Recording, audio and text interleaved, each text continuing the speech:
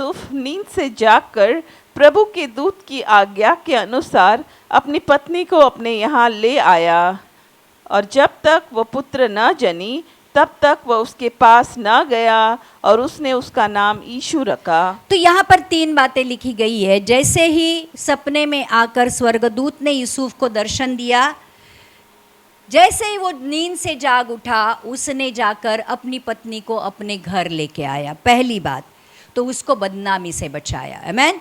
दूसरी बात, जब तक यीशु मसीह का जन्म नहीं हुआ उसके साथ उसने कोई भी संबंध नहीं रखा और यीशु मसीह के एक तरह से भ्रष्ट नहीं किया, यीशु मसीह के जन्म को कह सकते हैं। और तीसरी बात, उसने उसके बारे में जो लिखा था कि तू उसका नाम यीशु रखना, तो यूसुफ ने यीशु का नाम यीशु रखा। आमीन।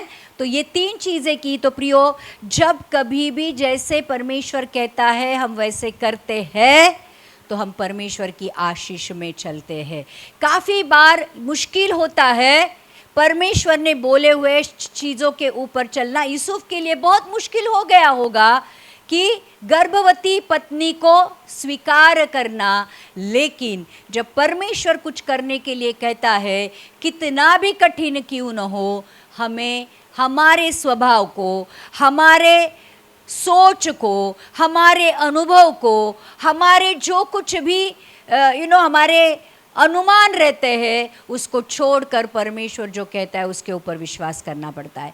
यूसुफ ने वही किया। और ध्यान रखना, यूसुफ एक सच में धर्मी पुरुष था जिसने परमेश्वर की बातों के ऊपर विश्वास किया और जैसे उसने कहा वैसा ही किया। आमीन। हालेलुया। आइए हम यीशु मसीह के जीवन के बारे में बातें कर रहे हैं और एक बात आज हम जानेंगे यीशु मसीह के जीवन के बारे में, प्रभु यीशु मसीह का जन्म कैसे हुआ। आमीन। लूका की किताब का 2 अध्याय का हम 1 से 7 वचन पढ़ेंगे, एक वचन लेकर पढ़ेंगे। उन दिनों में औगुस्तुस कैसर की ओर से आज्ञा निकली कि सारे जगत के लोगों के नाम लिखे जाए।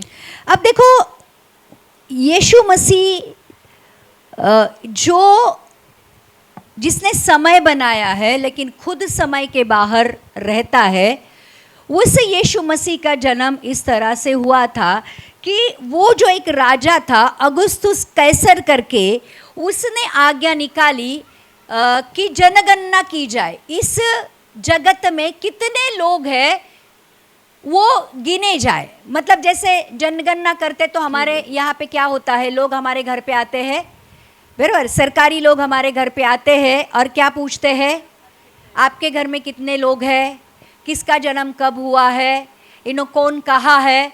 तो सेंसस आई थिंक 10 साल में एक बार होता है हमारे इंडिया में। तो उस समय पहली बार अगस्तिस कैसर के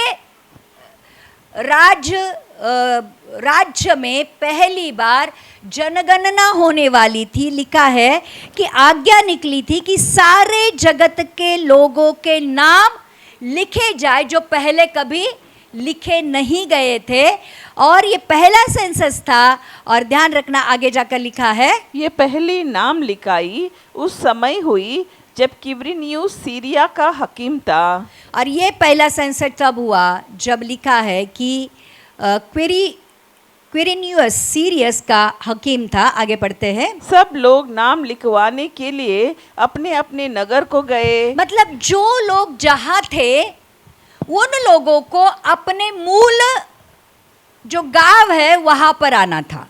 मतलब जहाँ पर उनका जन्म हुआ था, उनके जन्म के गांव में उनको वापस आना था। उनका जो घराना जहाँ से शुरुआत हुई थी वहाँ पर उनको वापस आना था। और फिर हर एक जन, क्योंकि राजा की आज्ञा थी, सबको मानना था, तो सब लोग उस ज़माने में अपने अपने गांव वापस गए और वहाँ पर जाकर उन्होंने अपनी नाम लिखाई की।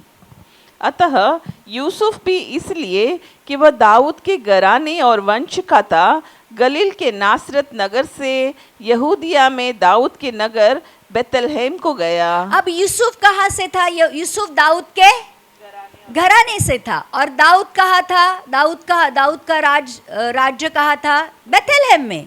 तो ये गलील के नासरेत में था, वहां से निकलकर वो कहाँ आता है? यहूदिया के बेथलेहम में आता है। और आगे लिखा है कि अपनी मंगेतर मरियम के साथ जो गर्भवती थी नाम लिखवाए। अब ये मरियम भी कौन से वंश से थी?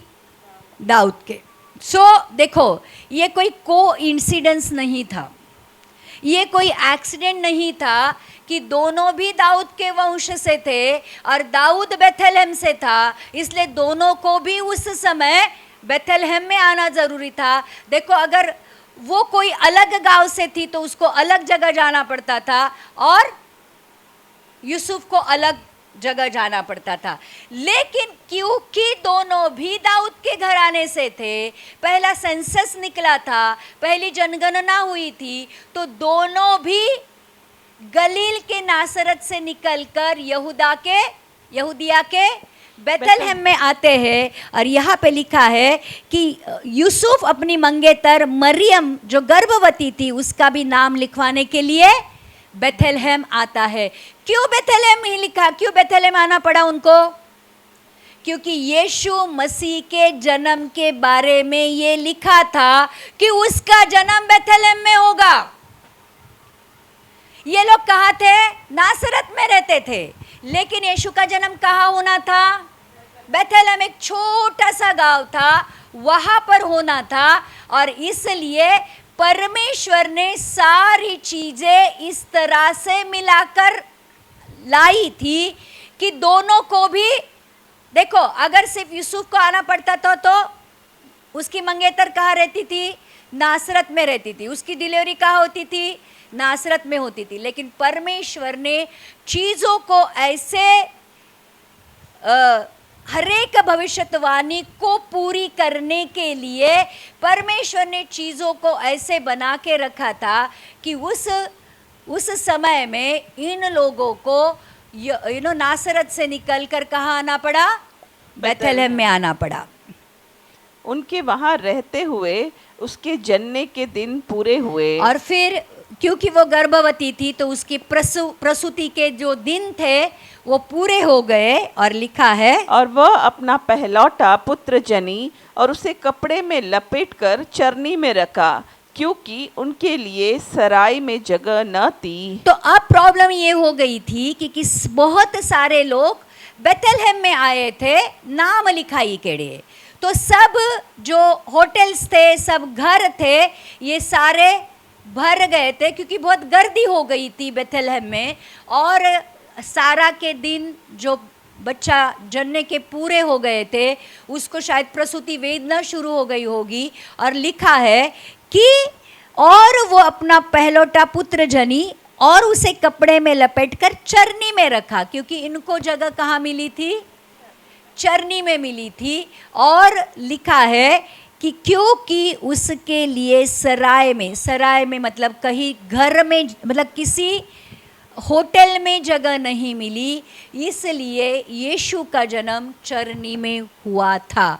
और ये भी एक बात थी कि यीशु मसीह के बारे में लिखी गई थी कि उसका जन्म चरनी में होगा। तो प्रियो, ध्यान रखना कि ये सारी जो बातें हैं ये सारी इतिहास। और दूसरी बात ये थी, क्यों उसी समय में नाम लिखाई करना ज़रूरी था? क्योंकि एक इतिहास रचा जाने वाला था यीशु मसीह के आने के बाद। ध्यान रखना, यीशु मसीह के माता पिता का नाम लिखा गया था तो उसके बाद यीशु का भी नाम इतिहास में दर्ज हो गया। आमीन। क्योंकि अगर ऐसा नहीं होता था तो शायद उनका ऑफिशियली नाम लिखा नहीं जाता था। और इसलिए वो भी एक ज़रूरी था कि यीशु मसीह के, क्योंकि यीशु मसीह का जन्म कहाँ हुआ तो यीशु मसीह का भी नाम लिखाई में आया होगा, हाँ या ना? बराबर। तो ये तीनों के नाम लिखे गए होंगे। तो ये कोई इंसिडेंस नहीं था या फिर कोई ऐसे ही बात नहीं हुई थी, लेकिन इतिहास में यीशु का भी नाम लिखा गया। और ध्यान रखना कि यीशु मसीह का जन्म बेथलहम में होना था, ये भविष्यवाणी थी जो पूरी हो गई, और यीशु मसीह दाऊद के नगर बेथलहम में पैदा हो गया। परमेश्वर कितना महान है। मुझे आपको इस कहानी को बताने का पीछे का मकसद बेसिकली ये है प्रियो, ये जानना कि जो परमेश्वर अंत से आदि जानता है, मतलब इस दुनिया को उत्पन्न करने से पहले ही उसको पता है कि इस दुनिया का अंत कैसे होने वाला है।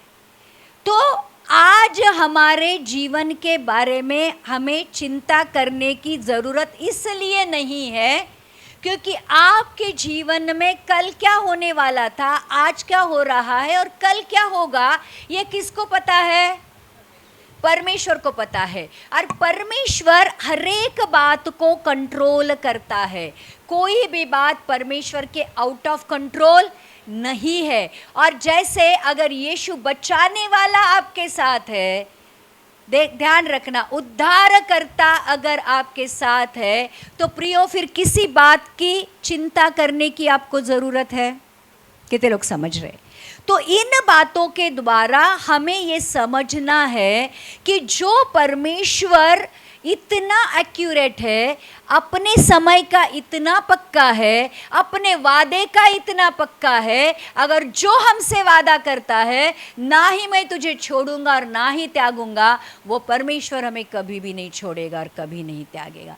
और इसलिए यीशु के जीवन के बारे में जितना जितना जितना जितना हम जानेंगे ना प्रियो, हमें पता चलेगा सच में ये परमेश्वर, ये जो बाइबल का जो परमेश्वर है कितना महान है, कितना अद्भुत है, कितना सर्व सामर्थी है, कितना सर्वज्ञानी है, और सच में जो कुछ भी वो बोलता है वो करता है। तो आज जैसे जैसे हम यीशु मसीह के जीवन के बारे में जानने लगेंगे, मैं आपको आश्वासन देती हूँ, गारंटी देती हूँ, इस वचन के द्वारा आपकी ज़िंदगी ज़रूर बदलेगी। आमीन। तो जैसे जैसे हम देखो कितनी सुंदर रीति से जब मनुष्य काम नहीं करता है, परमेश्वर स्वर्गदूतों को भेज देता है। आमीन। और स्वर्गदूतों के बातों के ऊपर लोगों को विश्वास करना ही पड़ता है। तो आज इस वचन के द्वारा जो आज हमने देखा है, यीशु का जन्म कैसे हुआ और मरियम की वंशावली कौन सी थी, और स्वर्गदूत ने आकर यूसुफ का कैसे भेंट ली। आमीन। आइए हम परमेश्वर का इस वचन के लिए धन्यवाद करते हैं, धन्यवाद करते हैं, धन्यवाद करते प्रभु जी। Thank you, thank you, thank you. ओ लिया लाला बाशी की थी या लाला। यीशु मसीह तेरे जैसा है कोई नहीं, तेरे चरणों में झुके आसमां और महिमा गाए ज़मीं। यीशु मसीह तेरे जैसा है कोई नहीं, तेरे चरणों में झुके आसमां और महिमा गाए ज़मीं। हम गाए हो सेना, तू राजाओं का है राजा, तेरी महिमा होवे सदा। तू है प्रभु हमारा खुदा, तू है प्रभु हमारा खुदा। आइए यीशु मसीह को अपने सामने रखते हुए जितने भी लोग हैं, आज जितनी भी बीमारी है आपकी, यस फादर। प्रभु यीशु धन्यवाद करते, धन्यवाद करते। जहाँ कहीं भी आपकी बीमारी है वहाँ पर अपना हाथ रखें, जहाँ कहीं भी बीमारी है अपना हाथ रखे। Yes father. ओ लिया लाला बाशी की थी या लाला। प्रभु आज तेरे पवित्र आत्मा का सामर्थ तेरे लोगों के ऊपर उतर कर आए, तेरा पवित्र आत्मा का सामर्थ तेरे लोगों के ऊपर उतर कर आए।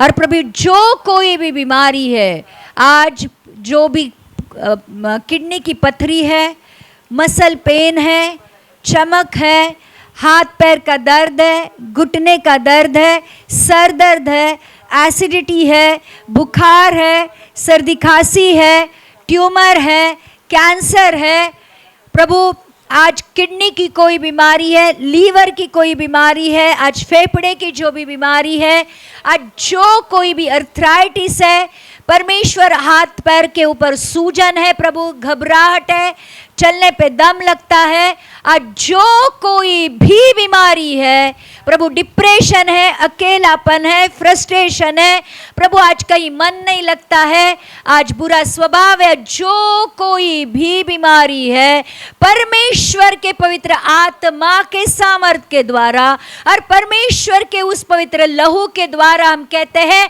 निकल जाए, जड़ से निकल जाए, जड़ से निकल जाए और पूरी तरह चंगाई और छुटकारा आज अभी इसी वक्त प्रभु तेरे बच्चों के जीवन में आ जाए। बीमारी कितनी भी सख्त क्यों न हो, कितनी भी बड़ी क्यों न हो, कितनी भी लाइलाज क्यों न हो, कितनों भी दिनों से क्यों न हो, परमेश्वर आज हम प्रार्थना करते हैं इस बीमारी को यीशु मसीह तेरे नाम जो उद्धार है, तेरे नाम में जो उद्धार है, उस उद्धारकर्ता के नाम से उस बीमारी को हम कमांड करते हैं यीशु के नाम से निकल जाए, यीशु के नाम से निकल जाए और प्रभु पूरी तरह चंगाई और छुटकारा प्रभु तेरे बच्चों के जीवन में आए, शरीर और प्राण आत्मा में आए और प्रभु तेरे बच्चे पूरी तरह से चंगाई और छुटकारा पाए, चंगाई और छुटकारा पाए, चंगाई और छुटकारा पाए। स्पेशली उन बहनों के लिए हम प्रार्थना करते हैं प्रभु जो बहुत ज़्यादा टेंशन लेती है, बहुत ज़्यादा प्रभु जी बोझ उठाती है, जो बहनें प्रभु आज दिन रात उदासीनता में रहती है, आज उन बहनों के लिए हम प्रार्थना करेंगे। अपना हाथ अपने सर के ऊपर रखो, जिनको भी लगता है मुझे टेंशन है, जिनको भी लगता है मुझे टेंशन है, आइए हम प्रार्थना करते हैं। प्रभु यीशु तेरे सर के ऊपर जो कांटों का मुकुट डाला गया था वो इसलिए था क्योंकि तेरा वचन कहता है कि किसी भी बात की चिंता मत करो, किसी भी बात की फिक्र मत करो, क्योंकि मुझे तुम्हारी चिंता है, मुझे तुम्हारी फिक्र है। आज हरेक चिंता करने वाला आत्मा यीशु मसीह के नाम से चंगा हो जाए, यीशु मसीह के नाम से चंगा हो जाए। आज से प्रभु तेरा उनका बोझ तेरा बोझ है, उनकी चिंताएं तेरी चिंताएं है प्रभु, उनकी फिक्र तेरी फिक्र है। और प्रभु आज से उनको अपने जीवन के बारे में कोई भी चिंता करने की जरूरत नहीं है, क्योंकि प्रभु आज से तू उनके आगे चलेगा, उनके रास्तों को सीधा करेगा, उनके हर एक जरूरत स्वर्गीय भंडार से पूरी करेगा। आज जो कुछ भी उनके चिंता के विषय है प्रभु आज धन्यवाद के साथ हम आपके सामने रखते हैं। और तेरा वचन कहता है कि प्रभु तेरी शांति जो समझ से परे है प्रभु उनके विचार और उनके हृदय में प्रभु जी वास करेगी। जो शांति प्रभु जिसका अनुभव हमने कभी नहीं किया है, आज वो शांति प्रभु, आज तू तुझे शांति का राजकुमार कहा गया है, तू शांति का राजा है। आज तू शांति जो हमें देता है तेरी वाली शांति है प्रभु, जग वाली शांति नहीं है। आज हरेक के ऊपर उतर कर आए, आज बोझ निकल जाए, चिंता निकल जाए, फिक्र निकल जाए, घबराहट निकल जाए, डर निकल जाए और प्रभु आज तेरे लोग अद्भुत शांति से भर जाए, भर जाए, भर जाए यीशु के नाम से, यीशु के नाम से, यीशु के नाम से। यस फादर, ओ धन्यवाद करते हैं, धन्यवाद करते हैं, धन्यवाद करते परमेश्वर तेरे उस अद्भुत शांति के लिए। यस फादर, प्रभु जिनके बच्चे बिगड़ गए हैं, जिनके बच्चे प्रभु तुझ में नहीं है, बातें नहीं सुनते हैं, व्यसनाधीनता में है, व्यभिचार में है, बुरे एडिक्शन में है, प्रभु यीशु आज हमारे बच्चों को हम आपके हाथों में सौंप देते हैं। प्रभु पवित्र आत्मा आपसे विनती करते हैं, तू उनकी भेंट ले, तू उनकी भेंट ले, तेरे सामर्थ को उनके ऊपर उंडेल दे, तेरे सामर्थ को उनके ऊपर उंडेल दे। प्रभु आज उनके स्वभाव को तू बदल दे, उस कठिनता को निकाल दे प्रभु, और तेरा मांसमय हृदय उनमें डाल दे, और उस मांसमय हृदय के ऊपर तेरा पवित्र आत्मा का सामर्थ प्रभु उंडेल दे। प्रभु उनको बदल दे, उनको बदल दे, उस पाप के दलदल से, उस कीचड़ से प्रभु आज हमारे बच्चों को निकाल कर प्रभु तुझ में लेके आ, तो उनका उद्धार कर परमेश्वर यीशु के नाम से आज हम प्रार्थना करते हैं। ओ होली आला बाशी की थी आला, आज जितने भी हमारे सगे लोग हैं जिनका उद्धार नहीं हुआ है, उनके उद्धार के लिए हम प्रार्थना करते हैं परमेश्वर। प्रभु प्रार्थना करते हैं जिनके भी कर्जे हैं उनके कर्जे जल्द से जल्द निकल जाए, वो कर्जे से मुक्ति पाए, ऐसे होने दे परमेश्वर। प्रभु आज प्रार्थना करते हैं जिन लोगों के हाथों को काम नहीं है, उनको हाथों को प्रभु अच्छे अच्छे काम दे, जिनके बिजनेसेस नहीं चल रहे प्रभु उनके बिजनेसेस को तू बढ़ा दे परमेश्वर। प्रभु आज जिनको बच्चे नहीं हो रहे उनको बच्चे होने के लिए प्रभु तू आशीषित कर। और स्पेशली हम आज प्रार्थना करेंगे इज़राइल के लिए, प्रभु इज़राइल में शांति आने दे, प्रभु इज़राइल में शांति आने दे। प्रभु तू उनका परमेश्वर है, तेरा वचन कहता है अगर परमेश्वर तेरे साथ है तो तेरे विरुद्ध कौन है। प्रभु कितने भी लोग इज़राइल के खिलाफ खड़े रहेंगे कभी भी प्रभु विजय नहीं पाएंगे, वो हार जाएंगे, क्योंकि इज़राइल का परमेश्वर, यहूदा का सिंह, परमेश्वर शांति का राजकुमार उनके साथ है, और इज़राइल हमेशा जीतेगा, इज़राइल हमेशा जीतेगा। परमेश्वर आज हम इज़राइल की शांति के लिए दिल से प्रार्थना करते हैं, और प्रभु तेरी इच्छा इज़राइल में और इज़राइल के लिए पूरी हो, यीशु के नाम से, यीशु के नाम से।